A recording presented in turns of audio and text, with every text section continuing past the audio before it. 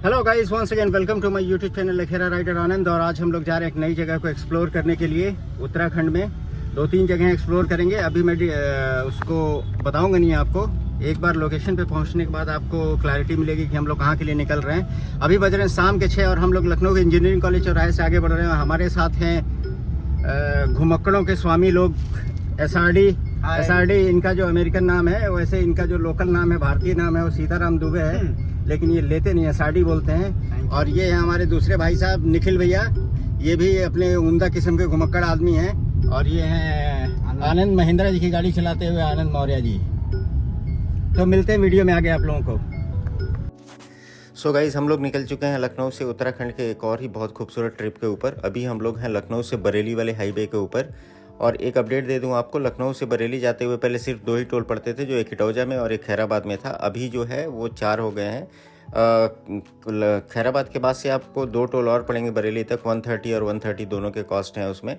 और उसके बाद से एक और अपडेट ये है कि जब आप बरेली से नैनीताल वाली रोड पे जाएंगे तो उसका टोल जो था पहले वो कैश में होता था, कैश में देना होता था, लेकिन अभी वो चेंज हो गया। अभी वहाँ फास्टैग काम करने लगा है। अब ये देखिए, हम लोग बरेली से उतर रहे हैं, बरेली वाली लखनऊ बरेली वाली रोड छोड़ के। और ये सामने देख रहे होंगे आप, ये बरेली नैनीताल हाईवे पे पहुंचने वाले हैं हम लोग। तो यहाँ का जो टोल होता था 55 रुपीज़ होता था, और यहाँ 2 टोल थे, एक यहाँ है और एक 60 किलोमीटर के बाद था। लेकिन अभी यहाँ का भी कॉस्ट बढ़ के 115 रुपीज़ हो गया है। और ये पहले 55 रुपीज़ होता था, यहीं एक स्लिप देते थे, उधर दिखा के आपको निकल जाना था। लेकिन अभी ऐसा नहीं है, आपको यहाँ भी टोल कटेगा और आपको उस पार भी देना पड़ेगा। इसके बाद देखिए, यहाँ पहले हम लोग टोल यहाँ का दे रहे हैं, फास्टैग के थ्रू होने लगा है। पहले कैश देना पड़ता था और वो आपको जो रिसिप्ट देते थे उसके अकॉर्डिंगली आपको वहाँ करना पड़ता था। अभी देखिए, हम लोग बरेली और नैनीताल वाला हाईवे ऑलमोस्ट क्रॉस कर चुके हैं। और अभी हम लोग यहाँ से किच्चा होते हुए लाल कुआं होते हुए पहुँचेंगे काठगोदाम के लिए। और काठगोदाम से फिर आगे चलेंगे पहाड़ों के ऊपर।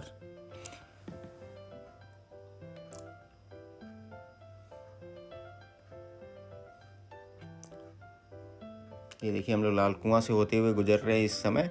और रात का समय है। मैं नैनीताल कई बार गया हूँ, बट इतनी रात में कभी नहीं गया हूँ। और ये करीब रात को 1 बज रहा होगा, 1 बजे के आसपास हम लोग चल रहे हैं।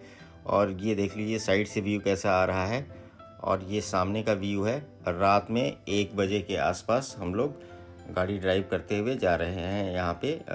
ऑलमोस्ट पहले हम लोग भवाली निकलेंगे, भवाली के बाद देखेंगे आगे कहाँ जाना है। ये हम लोग आ गए हैं काठगोदाम। काठगोदाम में देखिए कितना खूबसूरत बना दिया गया है। सड़क के दोनों तरफ इतनी खूबसूरत पेंटिंग और वो सब डेकोरेशन का चीज़ करा गया है कि आपको बहुत ही खूबसूरत लगेगा यहाँ पे। अभी जो सामने चौराहा है छोटा सा, जो बिल्कुल सिंपल सा था पहले, वो भी बहुत खूबसूरत बन गया है। तो वो भी आपको देखने को मिलेगा।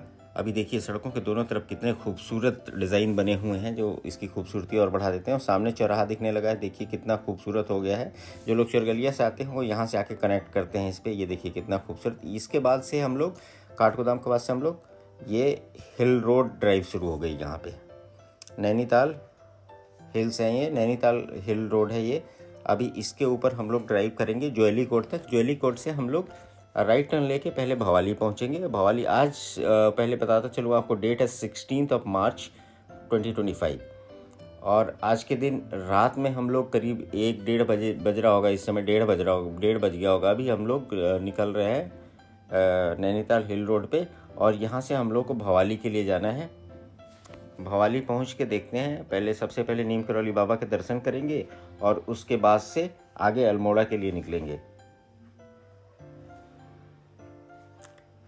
ये देखिए, अगल बगल बिल्कुल कुछ भी दिखाई नहीं देता। अगर आप दिन में आते हैं तो एक तरफ खाई दिखती है, दूसरी तरफ पहाड़ होता है और बड़ा खूबसूरत दिखता है। लेकिन रात होने की वजह से अभी साइड व्यू कुछ भी नहीं है आपको दिखने को, सिर्फ रोड दिख रही है। लेकिन हम लोग बिल्कुल पहाड़ों के बीच में गाड़ी चलाते हुए चले जा रहे हैं। और अभी हम लोग पहुँचने वाले हैं थोड़ी देर में ज्वेली कोट। ज्वेली कोट से फिर भवाली पहुँच जाएंगे हम लोग। और भवाली पहुँच के देखते हैं तो स्टे करेंगे वहाँ पर, या अगर लेट होगा तो बाबा जी का दर्शन करने के बाद आगे के लिए बढ़ेंगे। आप लोग देखिए, इन खूबसूरत रोड का नज़ारा लेते रहिए। नज़ारा कैसे ले पाएंगे, इस समय रात का टाइम है, बट रात के टाइम पे भी अगर आपको थोड़ा बहुत दिखेगा, अभी कोशिश करूँगा मैं पहाड़ों के ऊपर जो, ये देखिए पहाड़ों के ऊपर जो घर हैं उनकी लाइटें कैसे दिख रही हैं। पहाड़ों के ऊपर अगर आप सामने देखेंगे तो पहाड़ों पे जो ऊंचे ऊंचे पहाड़ों पे घर बना के लोग रहते हैं, उनकी लाइटें दिखनी शुरू हो गई हैं। हम लोग ऑलमोस्ट भवाली शहर ही दिख रहा है, वो भवाली शहर ही दिख रहा है, बट हम लोग भवाली वाली रोड पे हैं। जो एलिकोट टू भवाली वाली जो रोड है उसके ऊपर है। तो आप लाइटें देख सकते हैं भवाली की कैसे दिख रही हैं यहाँ से।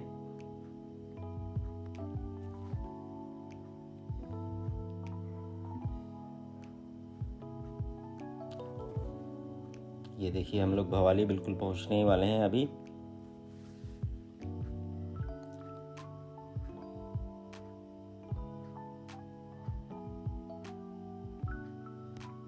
अब हम लोग सुबह हो गई है, सुबह के 6 साढ़े 6 बज रहे होंगे। अभी हम लोग निकल रहे हैं। सबसे पहले कैंची धाम बाबा जी का दर्शन करेंगे और उसके बाद जो है वहाँ से आगे अल्मोड़ा के लिए बढ़ेंगे आगे की तरफ। देखिए सुबह सुबह का बिल्कुल नज़ारा कैसा है पहाड़ों का। ये हम लोग भवाली से जो कैंची धाम वाली रोड है उस रोड पे हैं अभी। और ये देखिए आप व्यू कैसे आ रहा है इस समय आप देख सकते हैं। इसके पहले जब रात वाला वीडियो था उसमें आपको दिखाई नहीं दे रहा होगा। ये देखिए कैसे दिखाई दे रहा है साइड व्यू। और ये आज 16 मार्च को यहाँ पे बहुत भयानक भीड़ लगी हुई है बाबा जी के यहाँ। ये मान के चलो करीब 5-6 किलोमीटर पहले और 5-6 किलोमीटर बाद लगातार ही जाम लगा हुआ है गाड़ियों का। गाड़ियाँ बिल्कुल नहीं बढ़ रही हैं। और ये देखिए मंदिर दिखने लगा है बाबा जी का। जय हो महाराज जी। बाबा जी के मंदिर के दर्शन अभी सिर्फ ऊपर से ही हो रहे हैं, अभी काफ़ी दूर है वो। अभी हम लोग को नीचे उतरेंगे तब वहाँ पहुँच पाएंगे, लेकिन उसके पहले ही बहुत जाम लगा हुआ है यहाँ पे। और आज बहुत बुरी हालत है। ये देखिए जाम। ये ऐसे आपको समझ में नहीं, अगर ये ड्रोन शॉट होता तो ज़्यादा समझ में आ रहा होता। ड्रोन शॉट से ये बिल्कुल ऊपर से दिखाई देता, लेकिन अभी ऐसा है नहीं। हम लोगों ने बाबा जी का दर्शन आज नहीं कर पाए हैं भीड़ की वजह से, क्योंकि दोनों तरफ बहुत ही जाम लगा हुआ था और गाड़ी खड़ी करने की कहीं भी जगह नहीं मिल रही थी। 6-6 किलोमीटर पहले या बाद में खड़ी करके फिर वहाँ से पैदल जाना पड़ता। तो हम लोगों ने थोड़ा सा प्लान चेंज किया है कि कल हम लोग जब लौटेंगे वहाँ से अल्मोड़ा से, तब बाबा जी का दर्शन करते हुए वापस लखनऊ की तरफ जाएंगे। अभी देखिए ये हम लोग भवाली टू अल्मोड़ा वाली रोड पे हैं। ये भी रोड बहुत ही खूबसूरत है। यहाँ पे भी आप नज़ारे देख सकते हैं। बिल्कुल बगल से सिप्रा नदी गुजर रही है, उसके बिल्कुल बगल बगल हम लोग चल रहे हैं। और इस साइड में पहाड़ है, राइट साइड में पहाड़ है और लेफ्ट साइड में सिप्रा नदी है। ये रास्ता, यही रास्ता नैनीताल रानीखेत के लिए भी जाता है। आगे से एक ब्रिज है, वहाँ से लेफ्ट टर्न लेने पे वो रानीखेत की तरफ निकल जाता है। और इसी रूट के ऊपर आपको एक और ही बहुत फेमस जगह मिलेगी, जो कि है काकड़ी घाट, जहाँ पे बाबा नीम करौली बाबा जो थे वो सबसे पहला आश्रम यहीं बनाए थे। उसके बाद वो कैंची धाम वाला आश्रम का निर्माण किए थे। तो सबसे पहला आश्रम उनका यहीं था काकड़ी धाम में। तो यहाँ पे भी भक्त जो भी आते हैं वहाँ के लिए, तो वो यहाँ पे भी आके दर्शन करते हैं। और इसके बाद से आगे अगर किसी को जाना हुआ, अल्मोड़ा भी बहुत खूबसूरत जगह है। अल्मोड़ा मतलब उत्तराखंड को तो वैसे ही देवभूमि कहा जाता है। उत्तराखंड में जैसे अल्मोड़ा ज़िले में है करीब मोर देन 400 मंदिर हैं अल्मोड़ा ज़िले के अंदर, जिसमें से बहुत ही फेमस मंदिर हैं। आज या कल के डेट में एक्सप्लोर करेंगे कुछ वहाँ के खूबसूरत मंदिर वाली जगहों को भी। तब तक आप ये देखिए साइड से व्यू कैसा नज़ारा मिल रहा है भवाली टू अल्मोड़ा रोड पे, या नैनीताल टू अल्मोड़ा रोड कह सकते हो आप इसको। सेम रोड है वही जो नैनीताल से आते हुए भवाली होते हुए कैंची धाम होते हुए अल्मोड़ा की तरफ जाती है।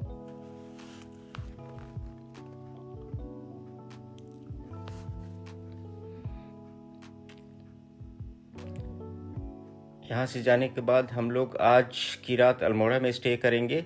और जो हम लोगों ने होटल बुक किया है वो अल्मोड़ा से अराउंड 16 किलोमीटर्स दूर है। तो पर्पज़ ये था कि थोड़ा सा मतलब सिटी में नहीं रुक के जो ऑर्बिट प्लेसेस होते हैं उनको एक्सप्लोर करने का, तो उसकी वजह से हम लोगों ने थोड़ा सा शहर से बाहर लिया हुआ है वो अपना जो होटल है वो। और ये हम लोग एक जगह चाय पीने के रुके हुए थे, वहीं से मैं ये ले रहा हूँ खड़ा होके। बगल बहुत ही खूबसूरत जगह है ये, और नीचे बिल्कुल घाटी है।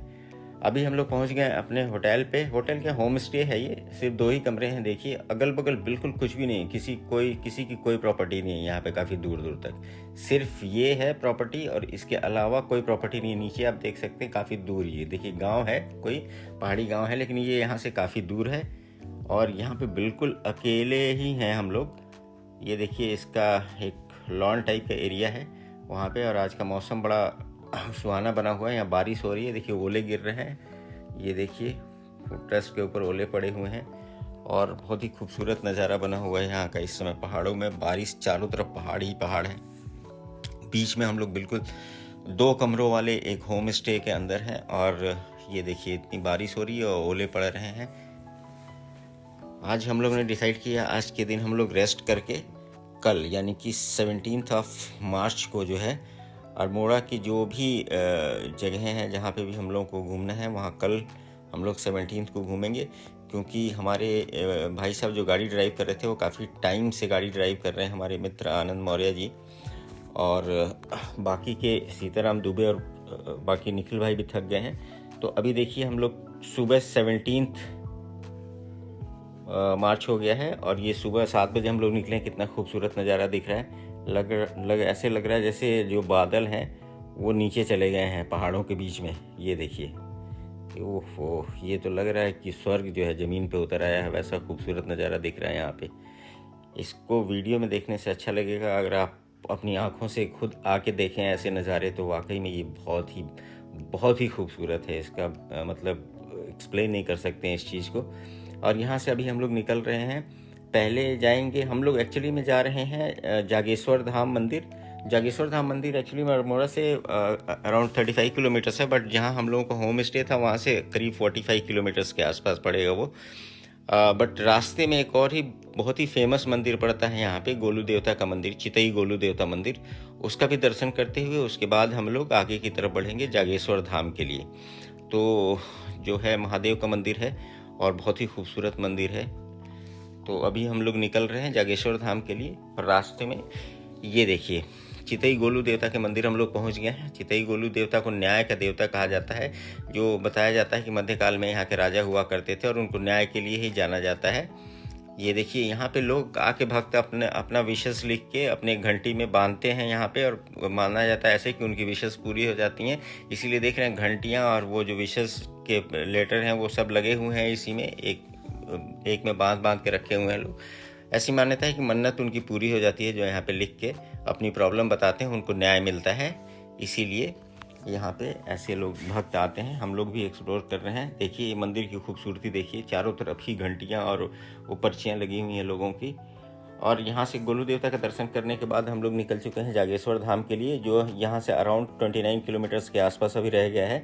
तो ये जो 29 किलोमीटर का ट्रैक क्या मतलब रास्ता है, ये बहुत ही खूबसूरत रास्ता है। यहाँ पे आपको जू देखने को मिलेगा, फिर अगल बगल इतनी हरियाली और पहाड़, और मतलब बहुत ही खूबसूरत नज़ारा दोनों ही साइड में आपको देखने को मिलेगा रोड के। और बीच से हम लोग चले जा रहे हैं। रोड काफ़ी थोड़ी सी पतली है, बट पहाड़ों में ऐसी रोड होती है मोस्टली, तो उसमें कोई दिक्कत नहीं है। ये देखिए कितना खूबसूरत नज़ारा दिख रहा है।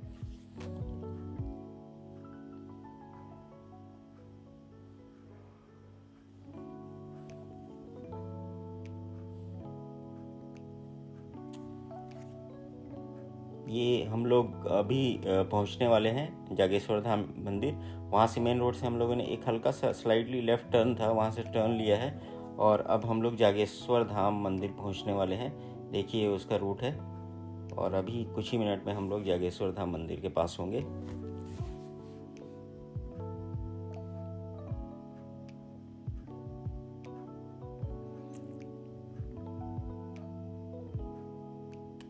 ये देखिए हम लोग बिल्कुल मंदिर के पास पहुंचने वाले हैं। अभी कुछ गाड़ियों की पार्किंग यहाँ लगी हुई है, बस थोड़ी दूर पे वो मंदिर भी आ जाएगा, जागेश्वर धाम मंदिर, जो बहुत ही प्राचीन मंदिर है यहाँ का और बहुत ही खूबसूरत है। उसको अभी मैं आप लोगों को दिखाऊंगा, पूरा अच्छे से उसको शूट करके कोशिश करूँगा कि आप लोगों को दिखाऊँ, कि आप लोगों को भी घर में बैठे ही इतने मतलब मान्यता प्राप्त मंदिर के दर्शन हो जाएं। और कहा जाता है कि ये मंदिर जो है मतलब बहुत ही पुराना मंदिर है, काफ़ी समय। ये देखिए जागेश्वर धाम पहुंचने के मंदिर से जस्ट पहले एक म्यूजियम है, अगर आप इसमें घूमना चाहें तो इसमें घूम सकते हैं। और ये देखिए मंदिर पे यहाँ के गाड़ी पार्क करके और हम लोग अब मंदिर की तरफ बढ़ रहे हैं। देखिए कितना खूबसूरत नज़ारा है, बगल में एक छोटी सी नदी बह रही है, बगल से हम लोग जा रहे हैं और ये बाउंड्री है जागेश्वर धाम मंदिर की तरफ जाने की। और उसके बीच लेफ्ट हैंड साइड पे कुछ छोटी छोटी शॉप्स हैं। यहाँ पे आप ब्रेकफास्ट वगैरह करना चाहते हैं तो कर सकते हैं, या कुछ लेना चाहते हैं, पूजा की सामग्री या प्रसाद या इस टाइप की चीज़ें यहाँ पे मिलती हैं। और ये देखिए मंदिर दिखने लगा है, लेकिन अभी हम लोग मंदिर के बाहर ही हैं, मंदिर की बाउंड्री के बाहर हैं। अभी अंदर चलेंगे। देखिए मेन गेट पे आ गए, और मेन गेट पे घुसते ही सबसे पहले आपको जैसे लेफ़्ट साइड में अपने स्लीपर्स या शूज जो भी हैं वो आपको यहाँ उतारने होंगे। हाथ धोने का बना हुआ, हाथ धो लीजिए आप यहाँ पे।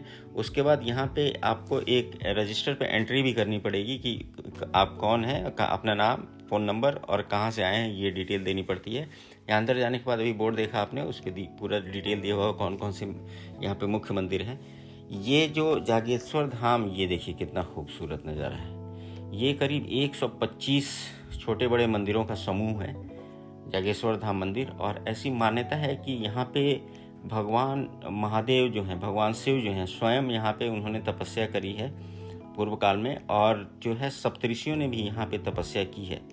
और ऐसा माना जाता है कि यहाँ पे जो लोग भी आके मन्नत मांगते थे उनकी मन्नतें पूरी हो जाती थी। वो चाहे मन्नत सही हो या गलत हो, हर किसी की मन्नत पूरी हो जाती थी। तो ऐसा कहा जाता है कि आदि शंकराचार्य ने आके यहाँ पे कुछ ऐसे यज्ञ हवन किए, और उसके बाद से यहाँ पे जो गलत चीज़ों के लिए मन्नत मांगता है उसकी मन्नतें पूरी नहीं होती हैं। तो जो आपकी सही लोक कल्याण से संबंधित मन्नतें होंगी, या कि जिसमें किसी की बुराई नहीं हो, धर्मयुक्त अगर आपकी कोई मनोकामना होगी वही पूर्ण होगी। अधर्मयुक्त मनोकामना कोई भी आपकी यहाँ आने से पूरी नहीं होगी। ये देखिए एक वृक्ष है इसमें, जिसको माँ पार्वती और शिव जी का ही रूप माना जाता है। ये देखिए कितना ऊंचा वृक्ष है, इसको देख लीजिए। इसको बोला जाता है कि ये माँ पार्वती और भगवान शिव का ही वृक्ष रूप है। ये देखिए यहाँ पे ये ज्योतिर्लिंग है, जागेश्वर धाम का ज्योतिर्लिंग। ये यहाँ पे दो मुख्य मंदिर हैं, एक तो महामृत्युंजय मंदिर है, और एक जो है वो ज्योतिर्लिंग वाला मंदिर है। और उसके अलावा भी बहुत सारे 125 छोटे छोटे मंदिर हैं यहाँ पे, जो आपको देखने में बहुत ही खूबसूरत मिलेंगे। और एक सकारात्मक ऊर्जा का भंडार है यहाँ पे, एक आध्यात्मिक ऊर्जा का भंडार है यहाँ पे। अगर आप इसको महसूस करना चाहते हैं तो अपने मन के अंदर सिर्फ भक्ति भावना लेके, महादेव के प्रति जो भक्ति भावना है आपकी, वो लेके आप आइए। यहाँ पे आने के बाद आपको मतलब ब्रह्मांड की सारी सकारात्मक ऊर्जाएं मिलेंगी। बिल्कुल देवदार के पेड़ों से घिरा हुआ, पहाड़ के बीच में बसा हुआ ये छोटे छोटे मंदिरों का समूह, छोटे छोटे 125 मंदिरों का समूह है ये। इस मंदिरों का जीर्णोद्धार कहा जाता है कि गुप्त काल में भी हुआ था, 7वीं से 14वीं शताब्दी के बीच में भी हुआ था। बहुत सारी मान्यताएं हैं इस मंदिर की, और बहुत ही सकारात्मकता से भरा हुआ मंदिर है ये देखिए कितने छोटे छोटे मंदिरों का समूह है पूरा ये। 125 छोटे बड़े मंदिर यहाँ देखने को मिलेंगे आपको।